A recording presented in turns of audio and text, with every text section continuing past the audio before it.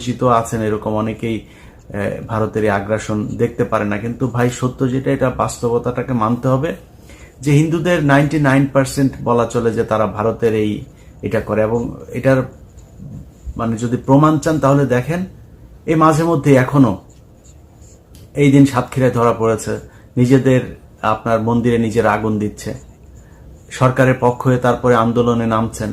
এই ধরনের অনেকগুলো ঘটনা আমাদের চোখের সামনে ঘটছে, যে কারণে আপনাদেরকে মানে কষ্ট দিয়ে কথা বলতে না চাইলেও সত্যটা বলতে হলো।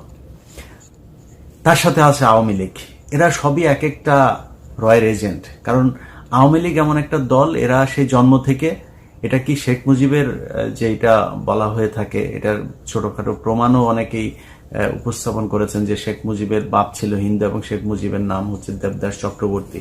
তার মায়ের বৈবাহিক যে সম্পর্ক, তার আগেই